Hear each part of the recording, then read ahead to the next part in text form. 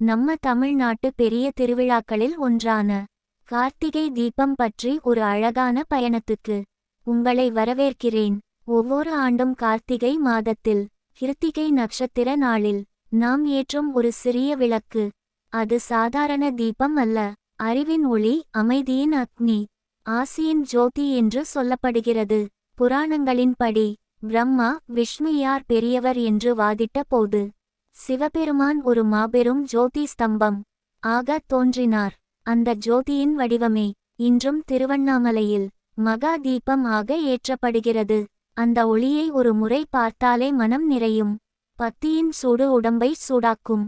அதனால்தான் லட்சக்கணக்கான பக்தர்கள் ஒவ்வொரு ஆண்டும் அண்ணாமலையார் என்ற ஒரே நம்பிக்கையில் கூடுகிறார்கள்.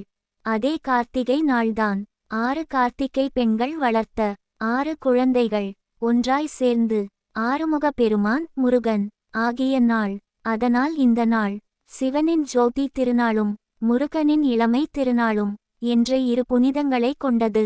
இன்னும் இன்று வரை ஒவ்வொரு வீட்டிலும் விளக்குகள் ஏற்றப்படுவதற்கு காரணம் அந்த தீபம். நம் உள்ளிருள், நம் துக்கம், நம் பயம் எல்லாவற்றையும் ஒளியால் அகற்றுவதாக நம்புகிறோம். ஒரு சிறிய தீபம், அதை ஏற்றும் ஒரு சிறிய கை, ஆனா அது தரும் நிம்மதி மிக பெரிய ஒளி. இவ்வாண்டு கார்த்திகை தீபத்தில் உங்கள் வீட்டிலும் ஒரு தீபம் ஏற்றுங்கள். அது உங்கள் வாழ்க்கையையும் ஒளியால் நிரப்பட்டும்.